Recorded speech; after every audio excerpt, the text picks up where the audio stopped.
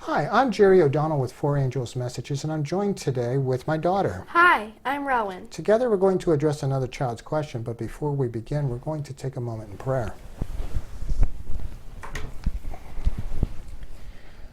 Our Father, thank you so very much for this time to spend with Thee in Thy Word. Again, we come to Thee with our questions, in this case, one question, and we look forward to the answer that You would provide. Please guide us with Thy Holy Spirit, and not only receive the answer, but willing to live by it. In Jesus' name we pray, amen. All right, Rowan, what's our question for today? God said he would not smite the entire earth again, but he will at the end of time, right?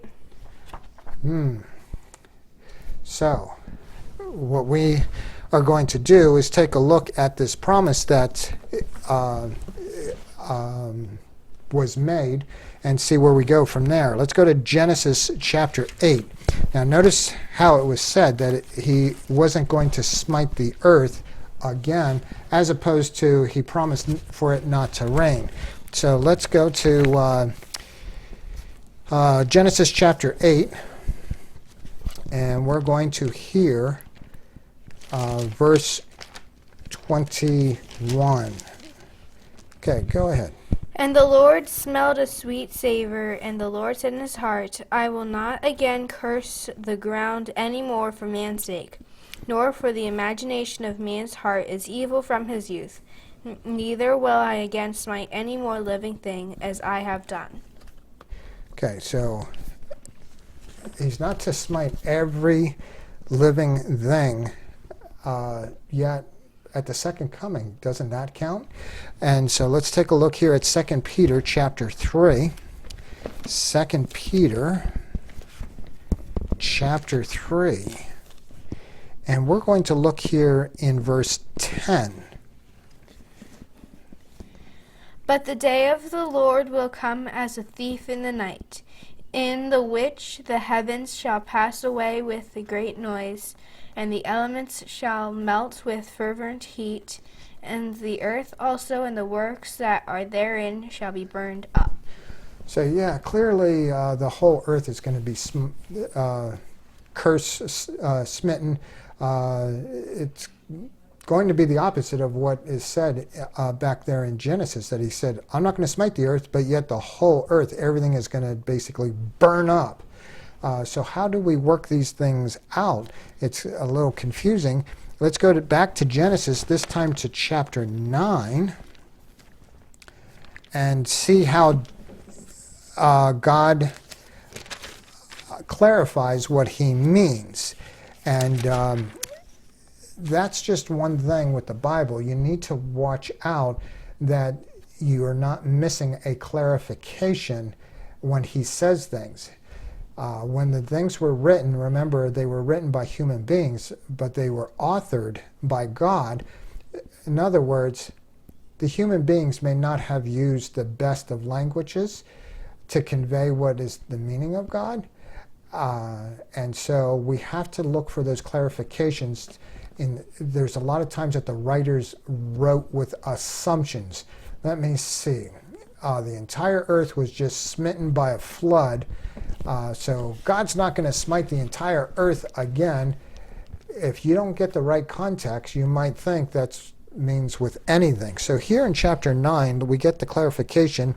We're going to read two verses. One of them is verse 11. The other one is verse 15. Go ahead, Rowan. And I will establish my covenant with you, neither shall all flesh be cut off any more by the waters of a flood, neither shall there any more be a flood to destroy the earth. And I will remember my covenant, which is between me and you and every living creature of all flesh, and the waters shall no more become a flood to destroy all flesh. So when, back in chapter 8, he says he's not going to smite the earth, that wasn't a blanket statement that it would never be smitten again. But between here and the second coming, or I should say between the flood and the second coming, when he made that promise after the flood, basically the whole earth has not been smitten in any form, And what we have here is, here's the promise, but there's a time frame, and that is the second coming. So between those 2 points, he's not going to smite the earth. But specifically, he's not going to drown this entire planet again in water. And that's the clarification. It's the water that he's not going to use. Because at the end of time, he's going to use fire. And we see all kinds of activity involving fire now with volcanoes and forest fires and stuff like that. Just imagine the whole world in one big ball of fire. And so that's what is coming at the second coming, but not beforehand, and no use of water either to drown the whole world at one time again, ever, even at the second coming. So that's what our answer happens to be, is 2 things. One, there's a time frame. It will be smitten at the end of time, and then we get a whole new earth out of it. And secondly, the clarification is, it's not with water. And he's going to keep that promise. It won't be with water. So there you go. Let's pray.